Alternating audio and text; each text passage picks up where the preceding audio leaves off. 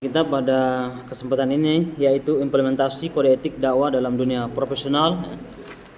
Di dalam membicarakan dakwah secara profesional, bagaimana kode etiknya. Ada beberapa kode etik yang perlu dipertimbangkan di dalam dunia profesional dalam dakwah.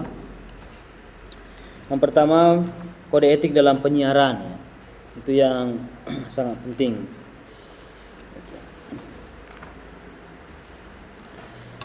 Kemudian kode etik yang lainnya kalau dalam dunia profesionalisme,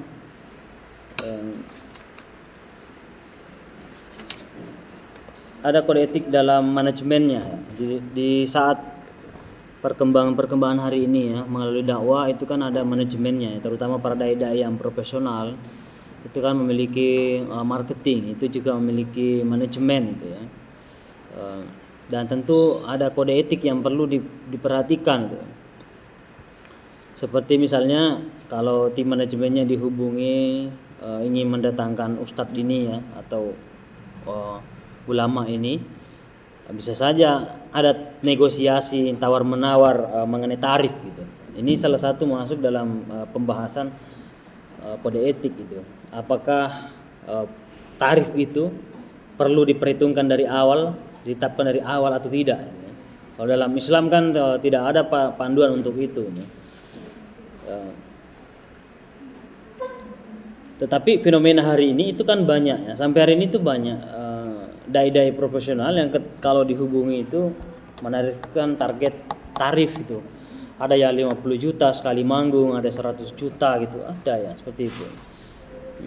Bahkan beberapa waktu yang lalu ya, ada seorang dai ya, dai kondang dihubungi ingin didatangkan itu. Dia tidak mau datang kalau tidak naik helikopter. Kan kasihan itu ya, kasihan para pembuat acaranya gitu ya, di mana mau menyewa helikopter dan berapa biayanya gitu. Itu kan menghalangi aktivitas dakwah. Nah, padahal ustadz-ustadz ini selalu membicarakan tentang kesederhanaan, tapi kadang-kadang cara penampilannya seperti orang-orang elit gitu. Ya. Ada juga yang memamerkan miliaran rumahnya harga sekian miliar gitu, mobilnya berbagai macam merek gitu ya, dengan sekian ratus juta ya, 1,5 miliar dan macam-macam. Itu tidak perlu dipublikasi yang begitu. Ini mengenai etika ya dalam dunia dakwah. Nah, begitu juga dalam penyiaran Islam. Ada etika dalam penyiarannya ya, baik itu penyiaran secara lisan maupun secara tulisan. Bisa saja orang menyiarkan Islam itu tidak mesti lisan, tapi bisa saja tulisan ya, bisa saja dengan keteladanan gitu, itu bisa. Nah, faktor yang lainnya misalnya ada juga yang masuk memberikan ceramah agama di tempat-tempat maksiat gitu. Seorang ustadz misalnya ada yang arena kajiannya, arena dakwahnya itu di diskotik gitu ya, atau di rumah-rumah bordil ya, tempat-tempat pelacuran gitu. Bagaimana menurut Anda itu? Ya. Ada yang ingin berpendapat? Bagaimana pendapat kalian ya, pendapat Anda mengenai berdakwah di tempat-tempat maksiat gitu? Ada yang ingin menyampaikan pendapat? Ya? Ada yang ingin berkomentar, silakan angkat tangan. Bagaimana menurut Anda?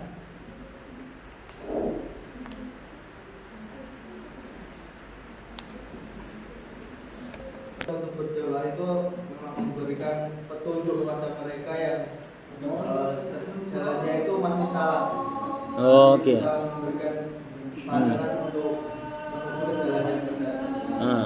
Oke.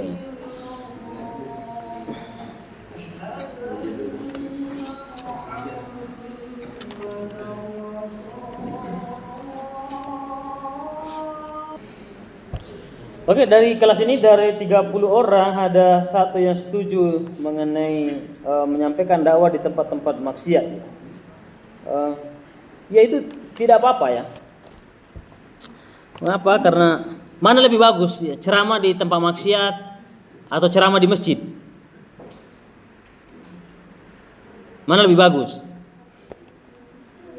Ya, menceramai orang yang sudah sadar atau menceramai orang yang belum sadar? Ya, yang selama ini kan Islam itu rutinitasnya begitu, tidak ada takut melakukan perubahan itu, takut mengambil langkah-langkah yang berbeda dari yang sebelumnya. Gitu.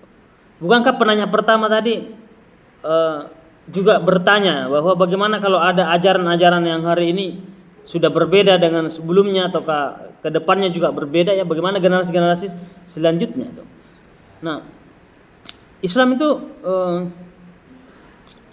kata Frans Magnus Suseno, ya, itu sudah over itu ya, sudah terlalu banyak.